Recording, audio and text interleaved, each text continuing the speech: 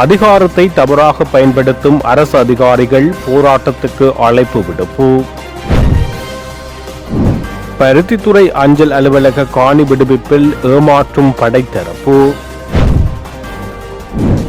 வவுனியாவில் செஞ்சோலை படுகொலையின் 20ஆம் ஆண்டு நினைவேந்தல் நிகழ்வு. 49 ஆண்டுகளின் பின்னர் இலங்கையில் ஏற்பட்ட மாற்றம், அனுர ஆட்சியில் அதிசயம். பலத்த பாதுகாப்பில் சிஐபியில் சிரான் பாசிக், சட்டவிரோத சொத்துக்கள் குறித்தும் தீவிர விசாரணை. தன்னிச்சையாக தீர்மானங்களை எடுக்கும் ஜனாதிபதி, குற்றம் சாட்டும் நாமல் ராஜபக்ச. மொசாட்டுடன் இணைந்து கிழக்கில் இனங்களுக்கிடையே கலவரத்தை ஏற்படுத்த முன்னெடுக்கப்பட்ட சதி. சர்வதேச விசாரணையை வலியுறுத்தி ஒன்றிணையும் தமிழர் தரப்பு. வாகனம் ஓட்டியபடி நேரலையில் வந்த நீதியமைச்சர், கிளப்பப்பட்ட சர்ச்சைகளுக்கு முற்றுப்புள்ளி. தமிழ் தேசிய மக்கள் முன்னணியின் வவுனியா மாவட்ட அமைப்பாளரின் வீட்டில் புலனாய்வாளர்கள் என கூறி அச்சுறுத்தல், போலீசில் முறைப்பாடு. தொடர்பான விரிவான செய்திகள். அபிவிருத்தி உத்தியோகத்தர் சேவையை களங்கப்படுத்தும் அதிகாரத்தை தவறாக பயன்படுத்தும் அரசு உத்தியோகத்தர்களுக்கு எதிரான சுக-இன விடுமுறை போராட்டத்திற்கு அழைப்பு விடுக்கப்பட்டுள்ளது. வடமாகாண தொழிற்சங்க சம்மேளனத்தில் பிரதிநிதித்துவப்படுத்தும் அனைத்து சங்கங்களினுடைய தலைவர்கள், செயலாளர்கள் அனைவருக்கும் முதற்கண் எனது வணக்கத்தை தெரிவித்துக் கொண்டு, ஊடக நண்பர்களாகிய உங்களுக்கும் எனது வணக்கத்தை தெரிவித்துக் கொள்கின்றேன். உண்மையிலேயே கடந்த சில தினங்களுக்கு முன்னராக எங்களுக்கு கிடைக்கப்பெற்ற ஒலிப்பதிவு காணொளிகள் மூலமாக வடமாகாண பிரதம செயலாளர், நிறைவேற்று தர உத்தியோகத்தரின் மிக முக்கிய பதவியாக உயர் பதவியில் உள்ள பிரதம செயலாளர் அவர்களால் தாங்கள் மிகவும் இழிவுபடுத்தப்பட்டு தாக்குதலுக்கு உட்படுத்தப்படுகின்ற வகையிலே, மன உளைச்சலுக்குள்ளான முறையிலே கீழ்த்தரமாக விமர்சிக்கப்பட்டுள்ளோம் என்று எங்களுடைய அந்த தொழில் வகுதியினர் எங்களுக்கு முறைப்பாட்டொன்றை முன்வைத்திருந்தார்கள். அந்த முறைப்பாட்டை அவர்கள் பிரதம செயலாளரே இவ்வாறு தங்களுக்கு எதிராக இழிவுபடுத்தும் வகையில் கருத்து தெரிவித்திருந்தமையை குறிப்பிட்டு அதனை ஆளுநருக்கு சமர்ப்பித்து தங்களுக்கான நியாயத்தை கோரியிருந்தார்கள். அதற்கு எமது தொழிற்சங்கம் பூரண ஆதரவு தெரிவித்து அந்த அவர்களுக்கு எதிராக கூறப்பட்ட முறைப்பாட்டை உரிய வகையில் ஆளுநருக்கு முன்னிலைப்படுத்தியிருந்தோம். ஆளுநருக்கு முன்னிலைப்படுத்தியிருந்த நிலையிலே இது அவருக்கு எதிரான நடவடிக்கைகள் எடுக்க வேண்டும் என்று கூறியிருந்தோம். இவ்வாறு பல்வேறு வகையில் நாங்கள் அழுத்தங்கள் தொடர்ந்தும் தெரிவித்து வருகின்றோம். ஏனென்றால் முன்னைய கால ஆட்சியில் இருந்த காலத்திலே ஆட்சியாளர்களுக்கு அனுசரணையாக இருந்து அவர்களிடமிருந்து அதிக சலுகைகளை பெற்றுக்கொண்டு ஆடம்பரமான வாழ்க்கையில் திளைத்து வரும் சொகுசு தனத்தில் மிதமிஞ்சி இருக்கும் அதிகாரிகள் தமது நேரத்திலே இவ்வாறான கொசிப் என்று சொல்வார்கள், இந்த கதைகளை கதைத்து கொண்டு திரியும் பொழுது இந்த கள உத்தியோகத்தர்கள் அந்த போக்குவரத்து வசதியும் குறைந்த அந்த பாதைகளிலே சில நேரங்களிலே காற்று போனால் கூட காத்தடிக்க முடியாத மிகவும் இக்கட்டான இடம். சில வேளையில் மோட்டார் சைக்கிளுக்கு காற்று போச்சுன்னா அன்று என்ன செய்கிறது, ஒரு பட்டாவிலே அதை ஏற்றி போட்டு போய்த்தான் அடுத்த டெஸ்டினேஷனில் அதுக்குரிய ஒட்டி ஏதோ சரிப்படுத்தி போக வேண்டிய அவ்வளவு மிகவும் மோசமான போக்குவரத்து நிலைமையும் காலநிலையும் இவ்வாறு கள உத்தியோகத்தர்கள் இவ்வளவு தூரம் கஷ்டப்படும் பொழுது அதனை ஒரு ஏசி ரூமில் இருந்து கொண்டு மிகவும் இலகுவாக கதைத்து விட்டு போகிறதுக்கு இந்த அரசாங்கம் சாமானியர்களிடமிருந்து வந்த எங்களுடன் நண்பர்களாக உலாவிய எங்களுடன் பிரச்சனைகள் வரும்போது எங்களுடன் தோளோடு தோள் கொடுத்து முன்னின்று போராட துணிந்த எங்களுடைய உறவுகளிடமிருந்து வந்த இந்த அரசாங்கம், சாமானிய மக்களை பிரதிநிதித்துவப்படுத்துகின்ற இந்த அரசாங்கம் இவ்வாறான நிலையில் உள்ள உயர் அதிகாரிகளுக்கு சார்பாக நடந்து கொள்ளுமா அல்லது உண்மையான மக்களை பிரதிநிதித்துவப்படுத்துகின்ற இந்த அரசாங்கம் இந்த மாதிரியான நிலைமையிலே அதிகாரிகள் ஒரு செருக்குத்தனம், ஒரு ஆணவ மிதமிஞ்சிய ஆணவத்துடன் கருத்து பரிமாறுவதை ஏற்றுக்கொள்ளுமா என்கின்றது தான் எங்களுடைய கேள்வியாக இருந்து வருகின்றது. நாங்கள் அறிந்த வரையில் இந்த அரசாங்கம் 30 வருட காலமாக இருந்து வந்த அரசாங்கங்கள் ஒரு ரோயல் ஃபேமிலி ஆட்சியை வைத்திருந்தது. அவர்கள் அதிகாரிகளுக்கு உயர் சலுகையை வழங்கி மற்ற உத்தியோகத்தர்களுக்கு அநீதியை ஏற்படுத்தி இருந்ததென்றதை பலமுறை சுட்டி காட்டியிருந்தோம். இந்த அரசாங்கம் அதனை ஏற்றுக்கொண்டுள்ளது. ஆகவே இந்த அரசாங்கமும் இதை தொடர்ந்தும் அனுமதிக்குமா? இந்த மக்களுக்கு, சாமானிய மக்களின் பிரச்சனைகளை நன்குணர்ந்து அதன் வாயிலாக பிரச்சனைகளை தீர்த்து வர எத்தனிக்கின்ற இந்த அரசாங்கமும் இந்த உத்தியோகத்தர்களில் இருக்கும் மிகப்பெரிய பாகுபாடுகளை அவ்வாறே ஏற்றுக்கொண்டு தொடர்ந்தும் தனது அரசாட்சியை நிலைநிறுத்தி கொண்டு செல்லுமா என்ற இந்த வினாத்தான் எங்களுக்கு எழுகின்றது. இதற்கு சரியான தீர்வொன்றை தர வேண்டும். அதாவது இதற்கு உயர் அதிகாரிகளிடமிருந்து காணப்படுகின்ற அதிகார வரம்பு இன்னும் அவர்களை பழிவாங்குமா, இந்த உத்தியோகத்தர்களை பழிவாங்குமா, அல்லது இந்த உத்தியோகத்தர்களுக்காக இந்த அரசாங்கம் நின்று இதற்கான நியாயத்தை பெற்றுக் கொடுக்குமா என்பதுதான் எங்களுடைய வினாவாக இருக்கின்றது. இதை நாங்கள் இந்த அரசாங்கத்திடம் முன்வைத்துக் கொள்வதும் என்னவென்றால், இவ்வாறான உயர் அதிகாரிகளிடம் காணப்படுகின்ற மெத்தனமான, மேம்போக்கான, ஆணவத்தனமான போக்குகளை கண்டறிந்து அதற்கு தீர்வுகளை வழங்கி கொண்டு அப்பாலே செல்ல வேண்டும் என்பதுதான் எமது வலுவான கோரிக்கையாக இருந்து வருகின்றது. பருத்தித்துறை அஞ்சல் அலுவலகத்திற்கு சொந்தமான காணி விடுவிப்பு விடயத்தில் படைத்தரப்பு ஏமாற்று நடவடிக்கையில் ஈடுபட்டுள்ளதாக நாடாளுமன்ற உறுப்பினர் கஜேந்திரகுமார் பொன்னம்பலம் அம்பலப்படுத்தியுள்ளார். பருத்தித்துறை நகரபிதா வின்சென்ட் டி போல் டக்ளஸ் போலின் அழைப்பில் நேற்று வெள்ளிக்கிழமை பருத்தித்துறைக்கு விஜயம் மேற்கொண்ட கஜேந்திரகுமார் பொன்னம்பலம் பருத்தித்துறை அஞ்சல் அலுவலகம் தற்காலிகமாக இயங்கும் இடத்துக்கு சென்று அதிகாரிகளுடன் கலந்துரையாடி நிலைமைகளை கேட்டறிந்து கொண்டார். அத்துடன் இராணுவ கட்டுப்பாட்டில் உள்ள பழைய கட்டிடம் மற்றும் விடுவிக்கப்பட தீர்மானிக்கப்பட்ட இடம் என்பனவற்றை நேரில் சென்று பார்வையிட்டார்.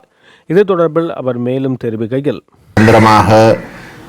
போஸ்ட் ஆஃபீஸாக இருந்த அந்த காணியையும் போய் பார்த்து வந்திருக்கிறோம். இதுக்கு காரணம் போன பாராளுமன்ற அமர்வுகள் நடைபெற்ற பொழுது டெப்யூட்டி மினிஸ்டர் கௌசல்யா அவர்கள் யாழ்ப்பாணத்துக்கு விஜயம் செய்திருந்தார். அவர் என்னை பாராளுமன்றத்திலே சந்தித்து இந்த post office, Paruthithurai post office ஆக்கிரமிக்கப்பட்டு இருக்கின்ற விடயம் சம்பந்தமாக பேசப்பட்டதாகவும், குறிப்பாக டெப்யூட்டி போஸ்ட் மாஸ்டர் ஜெனரல் வடமாகாணத்துக்கு பொறுப்பாக இருக்கக்கூடிய தரப்புகள் அதை விடுவிக்க சொல்லி கோரிக்கை விட்டதாகவும், தான் அதை செய்வதற்கு இணங்கியிருப்பதாகவும் எனக்கு அறிவித்தார். இப்போ அந்த இடத்துல என்னோட கதைச்ச விதத்தில் அந்த காணிகளை நிச்சயமாக விடுவித்து தருவதாக இல்லாட்டி தரப்போவதாக அந்த ஒரு துணியில் தான் கதைச்சேன். அப்போ அதை உறுதிப்படுத்துவதற்காக நான் இங்கு கள விஜயம் ஒன்றை மேற்கொண்டிருக்கிறேன். இதில் இங்கே இருக்கக்கூடிய அதிகாரிகள் மட்டத்தில் சொல்லப்படுகின்ற விடயம், இராணுவம் குறிப்பாக கடற்படையில் அந்த போஸ்ட் ஆஃபீஸ் காணியை பிடிச்சு கொண்டு அதுக்கு அண்மித்த ஒரு சிறிய ஒரு பொருத்தமில்லாத ஒரு காணியை தாங்கள் விடுவிச்சு போஸ்ட் ஆஃபீஸ் இயங்குறதுக்கு தர தயாரின்ற மட்டும்தான் சொல்கிறாங்க.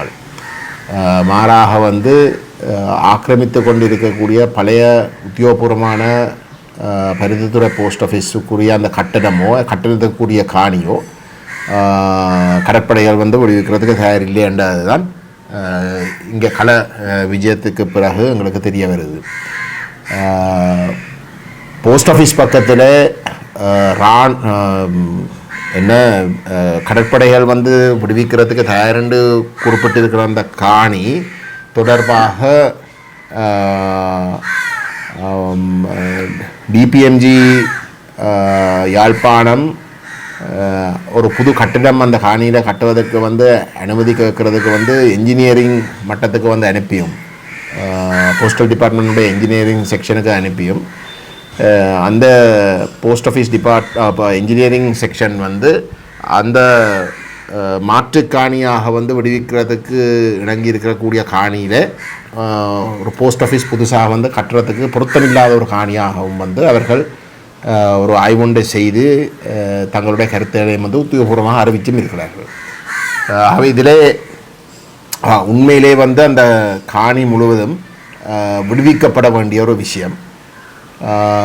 தேசிய மக்கள் சக்தி அரசாங்கம் இராணுவத்துக்கு இராணுவ வேலை தான் இருக்கே தவிர காணிகளை ஆக்கிரமித்து கொண்டு இருக்கிறது தவறுண்டு சொல்லி அந்த காணிகள் எல்லாமே விடுவிக்கப்பட வேணும். தனியாருடைய காணியும் விடுவிக்கப்பட வேணும்.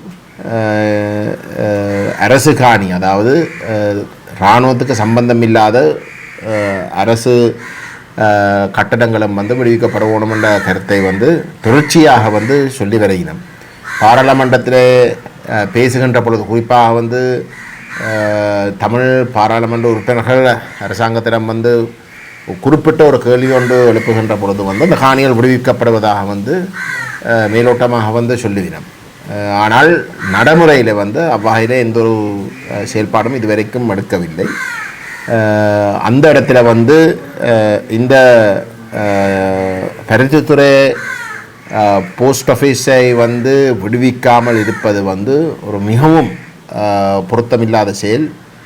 தற்போது பருத்தித்துறையுடைய போஸ்ட் ஆஃபீஸ் இயங்குகிற நிலையை எடுத்து பார்த்தால் ஒரு மிக முக்கியமான ஒரு நகரம் யாழ் குடாநாட்டிலே ஒரு ஒரு ஏர்பன் கவுன்சில் என்ற அளவுக்கு, அதாவது மியூனிசிபாலிட்டிக்கு அடுத்த கட்டமாக இருக்கக்கூடிய ஒரு பிரதேசத்தில் ஒரு போஸ்ட் ஆஃபீஸ் இயங்குகிற நிலையை நியாயப்படுத்தவே முடியாது இப்போதைய நிலைமை. ஆகவே இந்த விடயம் சம்பந்தமாக நாங்கள் மேலதிகமாக பாராளுமன்றத்திலேயும் குறித்த அமைச்சர் கௌசல்யா அவர்களுடைய விஜயத்துக்கு பிற்பாடு அவருடைய உதவிகளையும் பெற்று இந்த விடயத்தை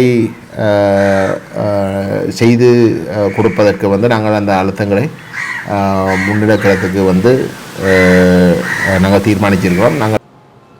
முல்லைத்தீவு வள்ளிப்புடம் பகுதியில் அமைந்திருந்த செஞ்சோலை வளாகத்தின் மீது மேற்கொள்ளப்பட்ட கொடூர வான் தாக்குதலின் 20ஆம் ஆண்டு நினைவேந்தல் நிகழ்வு வவுனியாவில் உள்ள தனியார் விடுதியொன்றில் மிக உணர்வுபூர்வமாக நேற்று இடம்பெற்றது. தமிழ் தேசிய செயற்பாட்டாளர் குழுமத்தின் ஏற்பாட்டில் இடம்பெற்ற குறித்த நிகழ்வில் படுகொலை செய்யப்பட்ட மாணவிகளின் நினைவாக பொதுச்சுடரேற்றப்பட்டு அகவணக்கம் செலுத்தப்பட்டது. அதனைத் தொடர்ந்து படுகொலை செய்யப்பட்ட மாணவிகள் உருவப்படத்துக்கு மலர் மாலை அணிவித்து மலரஞ்சலியும் செலுத்தப்பட்டது. பாராளுமன்ற உறுப்பினர் சத்தியலிங்கத்தினர் படுகொலை செய்யப்பட்ட மாணவிகளின் நினைவாக நினைவு பேருரையை ஆற்றினார். இந்நிகழ்வில் வன்னி மாவட்ட பாராளுமன்ற உறுப்பினர் சத்தியலிங்கம், மாநகர சபை மேஜர் சு காண்டீபன், தெற்கு தமிழ் பிரதேச சபையின் தவிசாளர் பாலேந்திரன், முன்னாள் போராளிகள், காணாமல் ஆக்கப்பட்டவர்களின் உறவுகள், சிவில் சமூக அமைப்புகள் மற்றும் பொதுமக்கள் என பலரும் கலந்து கொண்டனர். இலங்கை அரசியல் வரலாற்றில் 49 ஆண்டுகளின் பின்னர் அனுர அரசாங்கத்தில் துண்டு விழும் தொகையில் குறைவு ஏற்பட்டுள்ளதாக அரசு தரப்பில் தெரிவிக்கப்பட்டுள்ளது. புதிதாக கடன் பெறாத காரணத்தால் கடந்த ஆண்டு ஆக கூடுதலான ஆரம்ப நிலுவை சாத்தியமாக்க முடிந்ததாக பொருளாதார அபிவிருத்தி பிரதி அமைச்சர் நிசாந்த ஜெயவீர தெரிவித்தார். அரச ஊடகம் ஒன்றில் கலந்து கொண்டு கருத்து வெளியிடுகையில் அவர் இந்த விடயங்களை குறிப்பிட்டார். 1977ஆம் ஆண்டுக்கு பின்னர் மொத்த தேசியம் சார்ந்து வரவு செலவு திட்ட துண்டு விழும் தொகையை 2.5% தாம் குறைக்க முடிந்ததாக பிரதியமைச்சர் குறிப்பிட்டார்.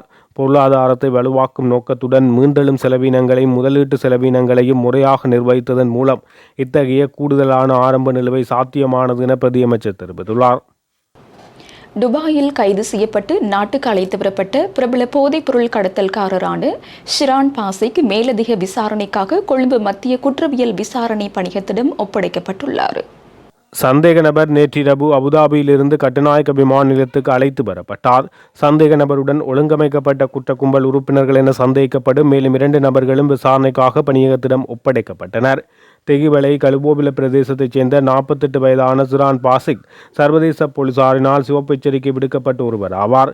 இவர் 2018ஆம் ஆண்டு ஐக்கிய அரபு ராச்சியத்துக்கு தப்பிச் சென்றார். இந்த நிலையில் ஈரான் அமெரிக்க போரின் போது ஐக்கிய அரபு அமீரகத்தை தாக்க ஈரான் பயன்படுத்திய ட்ரோன்கள் மற்றும் ஏவுகணைகளின் புகைப்படங்கள் மற்றும் காணொளிகளை தனது கைபேசியில் சேமித்து வைத்திருந்ததாக கூறப்படும் குற்றச்சாட்டின் பேரில் சந்தேக நபர் மே 26 அன்று துபாய் போலீசாரால் கைது செய்யப்பட்டார். சந்தேக நபருக்கு எதிராக போதைப் பொருள் கடத்தல், துப்பாக்கிகளை வைத்திருத்தல், பயங்கரமான மற்றும் கூர்மையான ஆயுதங்களை வைத்திருத்தல், சட்டவிரோத கூட்டத்தின் உறுப்பினராக இருத்தல் மற்றும் சேதம், தீங்கு விளைவித்தல் ஆகிய குற்றச்சாட்டுகள் நிலுவையில் உள்ளதாக போலீசார் தெரிவித்தனர். மேலும் சந்தேக நபர் போதைப்பொருள் கடத்தல் மற்றும் பிற ஒழுங்கமைக்கப்பட்ட குற்ற செயல்கள் மூலம் ஈட்டியதாக சந்தேகிக்கப்படும் சட்டவிரோத சொத்துக்கள் தொடர்பிலும் விசாரணைகளை முன்னெடுக்கப்படும் என போலீசார் தெரிவித்துள்ளனர். நீதித்துறையின் சுயாதீனத்திற்கு அச்சுறுத்தல் ஏற்படும் வகையில் ஜனாதிபதி தன்னிச்சையாக தீர்மானங்களை எடுப்பதாக நாடாளுமன்ற உறுப்பினர் நாமல் ராஜபக்ச தெரிவித்துள்ளார். ஸ்ரீலங்கா பொதுஜன பெரமுனவின் காரியாலயத்தில் நேற்று நடைபெற்ற கலந்துரையாடலின் பின்னர் ஊடகங்களுக்கு கருத்து தெரிவிக்கும் போது அவர் இதனை தெரிவித்துள்ளார்.